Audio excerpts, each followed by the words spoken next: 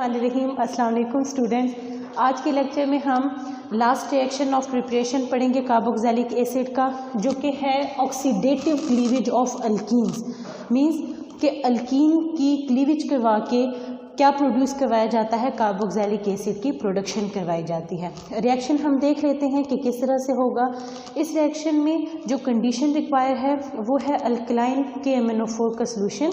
Means कि हम चूँकि ऑक्सीडेटिव क्लीवेज करवा रहे हैं, ऑक्सीडाइजिंग एजेंट कोई रिक्वायर होगा हमें, तो यहाँ पर KMnO4 को यूज़ किया जाएगा। तो होता स्टूडेंट कुछ यूँ है कि हमने लेना है अल्कीन लेनी है हमने, और अल्कीन को हीट किया जाता है अल्कलाइन KMnO4 सॉल्यूशन के साथ। ये ऑक्सीडेशन है हो रही है इसकी, और यहाँ पर KMnO4 का अल्कलाइन सॉल्यूशन लिया गया है, और चूंकि इसको हीट प्रोवाइड की जा रही है तो इस तरह से हम इसको लिखेंगे। अब यहाँ पर होगा क्या, यहाँ पर जो कार्बन कार्बन डबल बॉन्ड मौजूद है वहाँ पर क्लीवेज होगी। मीन्स कि ये डबल बॉन्ड जो दो कार्बन्स के दरमियान मौजूद है ये ब्रेक डाउन करेगा। यहाँ से जब क्लीवेज होगी तो देखें स्टूडेंट, हमारे पास दो पार्ट बनेंगे, एक ये वाला और एक जो है वो ये वाला। दोनों एग्जैक्टली क्या है, सेम है। हम एक को मेंशन करते हैं। देखें ये जो पार्ट बनेगा इसमें कार्बन के साथ एक साइड पे R ग्रुप अटैच है और दूसरी साइड पे क्या है कि हाइड्रोजन। ये हाइड्रोजन रिप्लेस हो जाएगा हाइड्रोक्सिल ग्रुप से। ये जो ऑक्सीडेशन हम करवा रहे हैं, ऑक्सीजन ऐड होगी और कार्बन क्या है, ये जो हाइड्रोजन जो है वो रिप्लेस हो जाएगा हाइड्रोक्सिल से। और यहाँ पर जो कार्बन कार्बन डबल बॉन्ड था जो ब्रेक किया था, वो कार्बन डबल बॉन्ड की फॉर्मेशन कर देगा ऑक्सीजन के साथ।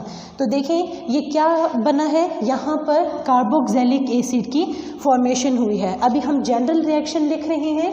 Carbon carbon double bond cleave किया, टूटा, यहाँ से यहाँ पर ब्रेक हुआ।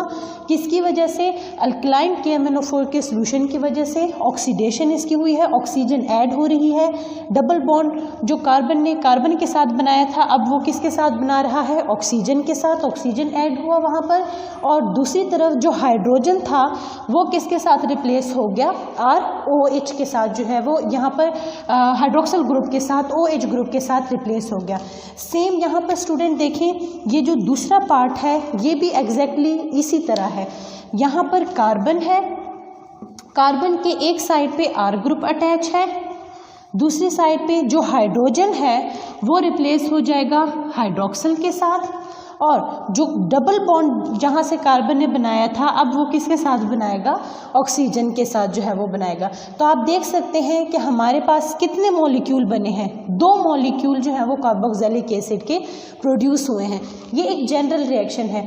इसी तरह अब अगर हम देखें कि हमारे पास हम अगर इसको स्पेसिफिक एग्जांपल इसकी ले लेते हैं कोई, हम R को रिप्लेस कर देंगे किसके साथ, CH3 के साथ रिप्लेस कर देते हैं। यहाँ पर भी CH3 जो है वो हम कर देते हैं, ब्यूटीन हम ले लेते हैं, CH3 CH double bond CH and CH3।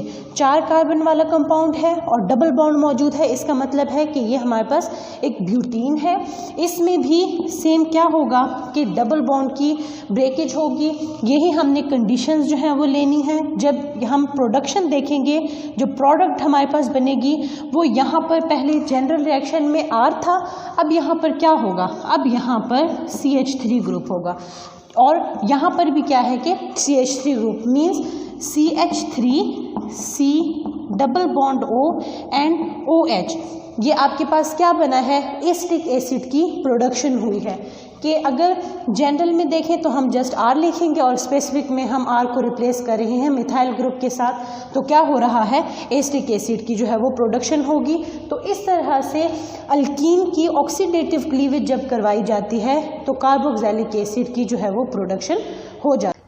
उसके बाद स्टूडेंट हम डिस्कस करेंगे physical properties of carboxylic acid. Carboxylic acid की जो फिजिकल प्रॉपर्टीज़ होती हैं वो कौन कौन सी होती हैं, उनको हम देख लेते हैं।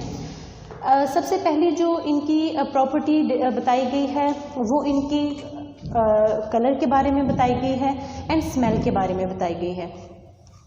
कार्बोक्सिलिक एसिड के जो स्मॉलर ग्रुप हैं, मीन्स फॉर्मिक एसिड हो गया, एस्टिक एसिड हो गया, प्रोपेनोइक एसिड हो गया। ये जो एसिड हैं कार्बोक्सिलिक एसिड हैं जिसमें कौन कौन से आ जाते हैं, formic acid, acetic acid and कौन सा आ जाएगा, प्रोपेनोइक एसिड।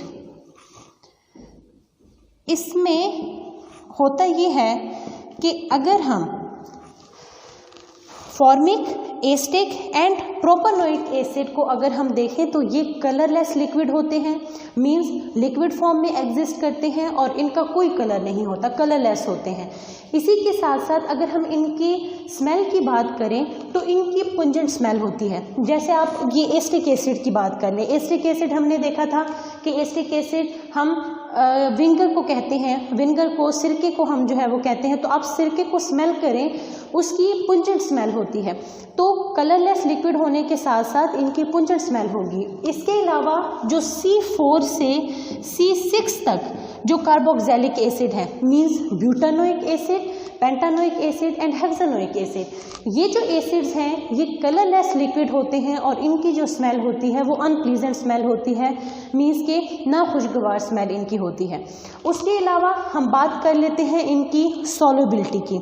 स्टूडेंट, अगर हम सॉल्युबिलिटी की बात करें तो जो हमारे पास स्मॉलर कार्बोक्सिलिक एसिड होते हैं वो वाटर के अंदर सॉल्युबल होते हैं, मींस के जैसे हम फॉर्मिक एसिड कह लें, एस्टिक एसिड कह लें, या फिर जो है वो प्रोपेनोइक एसिड कह लें, ब्यूटानोइक एसिड कह लें, ये सॉल्युबल होते हैं वाटर के अंदर ड्यू टू हाइड्रोजन बॉन्डिंग। अब आपको पता है कि जब हम वाटर मॉलिक्यूल की बात करते हैं, वाटर मॉलिक्यूल में क्या होता है, वाटर मॉलिक्यूल में ऑक्सीजन और ऑक्सीजन के साथ क्या होंगे, 2 हाइड्रोजन अटैच होंगे। इसमें होता ये है कि ऑक्सीजन एक इलेक्ट्रोनेगेटिव स्पीशीज है, इसके ऊपर चार्ज होता है negative, hydrogen electro positive species है, इनके ऊपर पॉजिटिव चार्ज होता है। अब आप इस एसिड की अगर बात करते हैं तो इस एसिड में भी आपको ये ऑक्सीजन नज़र आ रहा है और एक आपको जो ये हाइड्रोक्सिल ग्रुप नज़र आ रहा है, इसमें ऑक्सीजन और हाइड्रोजन मौजूद हैं। इसमें ऑक्सीजन इलेक्ट्रो नेगेटिव है और हाइड्रोजन इलेक्ट्रो पॉजिटिव। अब होता ये है कि वाटर के अंदर भी 2 पोल्स बन रहे हैं और एसिड के अंदर भी 2 पोल्स मौजूद हैं, नेगेटिव भी एंड पॉजिटिव भी। इसका जो ये पॉजिटिव हाइड्रोजन है ये वाटर के इलेक्ट्रोनेगेटिव ऑक्सीजन के साथ हाइड्रोजन बॉन्डिंग की फॉर्मेशन कर लेता है, या फिर जो कार्बोनिल कार्बन का जो ऑक्सीजन है वो वाटर के इलेक्ट्रोपॉजिटिव हाइड्रोजन के साथ हाइड्रोजन बॉन्डिंग की फॉर्मेशन कर लेता है। इस तरह से ये वाटर के अंदर सॉल्युबल हो जाते हैं। हम इनका स्ट्रक्चर देख लेते हैं कि किस तरह से। तो स्टूडेंट, यहाँ पर आप देख सकते हैं कि हमने ड्रॉ किए हुए हैं वाटर का मॉलिक्यूल, एसिड का मॉलिक्यूल एंड देन यहाँ पर वाटर का मॉलिक्यूल है। अब इसमें स्टूडेंट देखें कि वाटर के मॉलिक्यूल में जो इलेक्ट्रोनेगेटिव ऑक्सीजन है वो एसिड में मौजूद इलेक्ट्रोपॉजिटिव हाइड्रोजन के साथ बॉन्डिंग बना रही है। ये डॉटेड लाइन से जो बॉन्डिंग जाहिर की गई है ये क्या है, ये हमारे पास हाइड्रोजन बॉन्डिंग है।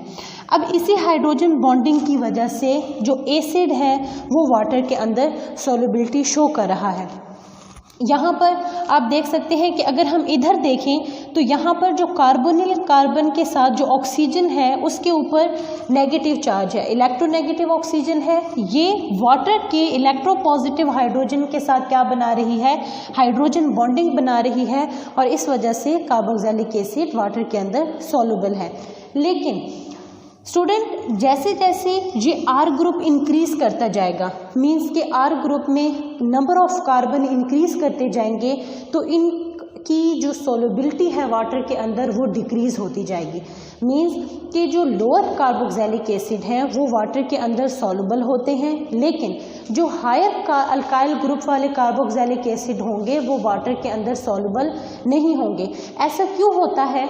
ऐसा इस वजह से होता है कि कार्बोक्सिलिक एसिड में जैसे जैसे ये R ग्रुप में कार्बन के नंबर इंक्रीज करते जाते हैं और ये कार्बन की चेन अगर लेंथी होती जाएगी, मींस लंबी कार्बन की चेन जो है वो होती जाएंगी, तो यहाँ पर नॉन पोलैरिटी इंक्रीज करती जाएगी। यहाँ पर जो R ग्रुप है वो क्या है, वो नॉन पोलर है। अब नॉन पोलैरिटी जब इंक्रीज करती जाएगी तो यहाँ पर एक छोटे से एरिया पे जस्ट पोलैरिटी शो हो रही होगी, तो वहाँ पर नॉन पोलैरिटी इंक्रीज करने की वजह से फिर वाटर के अंदर जो वाटर के साथ जो सोल्युबिलिटी है वो नहीं हो पाएगी। मीन्स के नॉन पोलैरिटी वहाँ पर ज़्यादा होने की वजह से जो हाइड्रोजन बॉन्डिंग की डेवलपमेंट है वो नहीं हो पाएगी, तो इस वजह से हायर कार्बोक्सिलिक एसिड वाटर के अंदर सॉल्युबल नहीं होंगे। इसके बाद अगर हम इनके बॉइलिंग पॉइंट्स की बात करें, एसिड्स हैं, एसिड के अगर हम बॉइलिंग पॉइंट्स की बात करें तो अगर हम इनको रिलेट करते हैं अपने कॉरस्पॉन्डिंग अल्कोहल के साथ तो इनके बॉइलिंग पॉइंट उनसे ज़्यादा होंगे। इसकी वजह भी हाइड्रोजन बॉन्डिंग ही है। मीन्स कि अगर हम फॉर्मिक एसिड देखें, फॉर्मिक एसिड में क्या होगा, फॉर्मिक एसिड में हाइड्रोजन एंड यहाँ पर ये इसका स्ट्रक्चर है जिसमें कार्बन के साथ जो है ये कार्बोक्सिलिक ग्रुप के साथ जो है वो हाइड्रोजन अटैच है। अब इसमें स्टूडेंट इसके जो बॉइलिंग पॉइंट है वो क्या है, वो 100 डिग्री सेल्सियस है। अगर हम इसी का कॉरस्पॉन्डिंग अल्कोहल देखेंगे तो उसका बॉइलिंग पॉइंट कम होगा। अगर हम बात करते हैं एसिटिक एसिड की तो उसका जो बॉइलिंग पॉइंट होता है वो 118 डिग्री सेल्सियस होता है। अगर हम बात करें प्रोपेनोइक एसिड की तो उसका 141 डिग्री सेल्सियस बॉइलिंग पॉइंट होता है। तो इनके बॉइलिंग पॉइंट इसलिए ज़्यादा होते हैं क्योंकि इनके मॉलिक्यूल्स के दरमियान भी हाइड्रोजन बॉन्डिंग मौजूद होती है। मीन्स कि अगर हम फॉर्मिक एसिड के जो है वो दो मॉलिक्यूल ले लें, एक ये फॉर्मिक एसिड है, इसी तरह का एक और फॉर्मिक एसिड का मॉलिक्यूल होगा, तो उन दोनों के दरमियान भी हाइड्रोजन बॉन्डिंग मौजूद होगी। क्यों मौजूद होगी? क्योंकि उनके पास इलेक्ट्रोनेगेटिव और इलेक्ट्रोपॉजिटिव सेंटर मौजूद है। इलेक्ट्रोनेगेटिव ऑक्सीजन और इलेक्ट्रोपॉजिटिव हाइड्रोजन एटम्स मौजूद हैं जो कि आपस में क्या कर लेंगे, हाइड्रोजन बॉन्डिंग की फॉर्मेशन कर लेंगे। इस वजह से उनके बॉइलिंग पॉइंट ज़्यादा होते हैं। एक और जो प्रॉपर्टी होती है कार्बोक्सिलिक एसिड की वो होती है डाइमर की फॉर्मेशन। डाइमर की फॉर्मेशन स्टूडेंट कार्बोक्सिलिक एसिड तब करते हैं जब इनको डिज़ोल्व किया जाता है किसी भी नॉन पोलर सॉल्वेंट के अंदर। अगर पोलर सॉल्वेंट के अंदर डिज़ोल्व करेंगे तो ये उस पोलर सॉल्वेंट के साथ, मीन्स अगर वाटर के अंदर इन्हें हम जो है वो डिज़ोल्व करेंगे तो ये हाइड्रोजन बॉन्डिंग की फॉर्मेशन कर देंगे और सॉल्युबिलिटी शो कर रहे हैं। लेकिन अगर हम इन्हें बेंजीन के अंदर डिज़ोल्व करते हैं, नॉन पोलर सॉल्वेंट के अंदर डिज़ोल्व करते हैं, देन होता ये है कि जो दो मॉलिक्यूल हैं कार्बोक्सिलिक एसिड के वो आपस में ही हाइड्रोजन बॉन्डिंग बनाना शुरू कर देंगे। जब दो मॉलिक्यूल आपस में हाइड्रोजन बॉन्डिंग बनाएंगे कार्बोक्सिलिक एसिड के तो वो डाइमर की फॉर्मेशन करेंगे। मींस डाई दो, मर्स मोनोमर से निकला है, मींस के दो मोनोमर आपस में क्या हो रहे हैं, अटैच हो रहे हैं। और ऐसा किस वजह से होगा? ऐसा होगा हाइड्रोजन बॉन्डिंग की वजह से। चूंकि कार्बोक्सिलिक एसिड एक दूसरे के साथ हाइड्रोजन बॉन्डिंग बना सकते हैं, इस वजह से जब उनको नॉन पोलर या फिर आप कह सकते हैं कि नॉन एक्वस सॉल्वेंट के अंदर ऐड किया जाएगा तो वो आपस में हाइड्रोजन बॉन्डिंग की डेवलप करके डाइमर की फॉर्मेशन कर दे। ये हमारे पास एक साइक्लिक डाइमर है जिसमें आप देख सकते हैं कि यहाँ पर ये दो कार्बोक्सिलिक एसिड है, हमने यहाँ पर जनरल R लिखा हुआ है, दो कार्बोक्सिलिक एसिड है, एक ये और एक जो है वो ये वाला। अब ये दो कार्बोक्सिलिक एसिड आपस में किसकी मदद से मिले हैं? ये हाइड्रोजन बॉन्डिंग की मदद से। और हाइड्रोजन बॉन्डिंग क्यों हो रही है इनके दरमियान? क्योंकि इस कार्बोक्सिलिक एसिड के पास भी इलेक्ट्रोनेगेटिव ऑक्सीजन मौजूद है और इस कार्बोक्सिलिक एसिड के पास इलेक्ट्रोपॉजिटिव हाइड्रोजन है, तो दोनों के दरमियान हाइड्रोजन बॉन्डिंग की डेवलपमेंट हो गई। यहाँ पर भी आप देख सकते हैं कि ऑक्सीजन एंड हाइड्रोजन के दरमियान हाइड्रोजन बॉन्डिंग की फॉर्मेशन हुई है। तो जब भी कार्बोक्सिलिक एसिड को किसी नॉन पोलर सॉल्वेंट के अंदर ऐड किया जाएगा, जैसे कि बेंजीन के अंदर, तो उसके दो मॉलिक्यूल आपस में हाइड्रोजन बॉन्डिंग बना के डाइमर की फॉर्मेशन कर देंगे, साइक्लिक डाइमर की जो है वो फॉर्मेशन कर देंगे। प्रॉपर्टी है मेल्टिंग पॉइंट की।